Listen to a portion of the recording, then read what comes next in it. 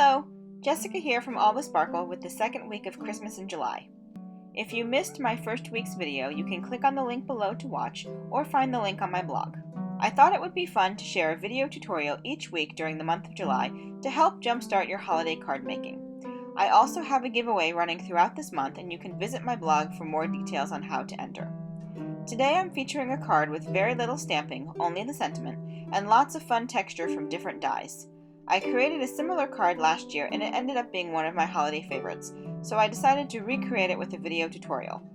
I love mixing companies, and today's card uses stamps and dies from Little Inker Designs, Memory Box, Lawn Fawn, and Paper Tray ink. So let's get started. To start this card, I die cut my deer with silver shimmer cardstock. I like that it's a subtle shimmer and not actual glitter, so it's very smooth to the touch.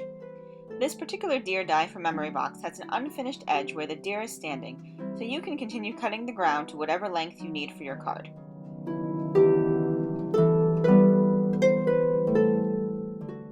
I use scissors to fussy cut a slight arch where my deer is standing. Then I carefully separate the excess paper from the die. The die cuts beautifully. Unfortunately, I have a really old set of cutting plates, and they're a little dented in some spots and aren't always cutting through the paper consistently. Totally user error, not a problem with the die. I use my fingers to pull off some of the little paper slivers that got left behind from the die, but you could also use a nail file or a small piece of Swiffer cloth to carefully remove those.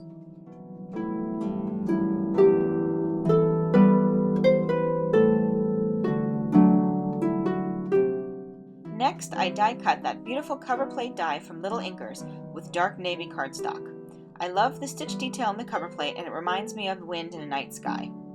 Lastly, I die cut 2 hills of white cardstock from the Lawn Fawn stitched hillside borders. Those hills will sandwich my shimmery deer and create dimension in the scene.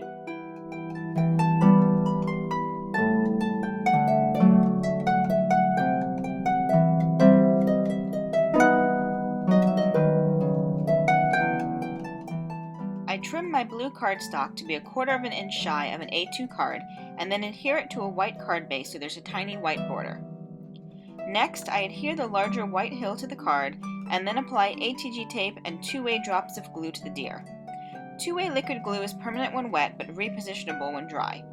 There's enough ATG tape to securely adhere the deer to the card, but the 2-way glue helps adhere the delicate antlers to the card, and allowing it to dry partly means that I won't get blobs of glue squishing out around the antlers.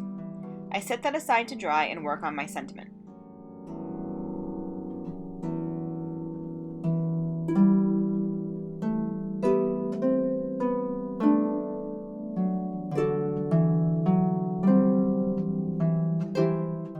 I place the smaller hill in the bottom corner of my MISTI and then prep it with a powder tool.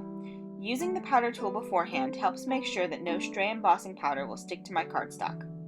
I stamp the sentiment from Paper Tray inks 'Tis the Season with Versamark, and then heat emboss it with silver embossing powder.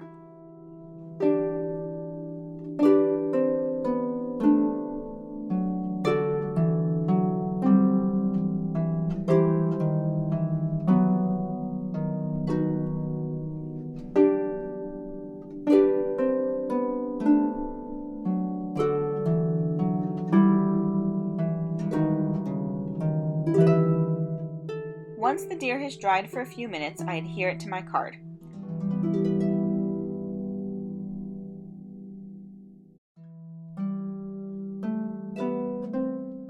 Finally, I add the sentiment hill over the deer and clean off the panel with a Swiffer cloth.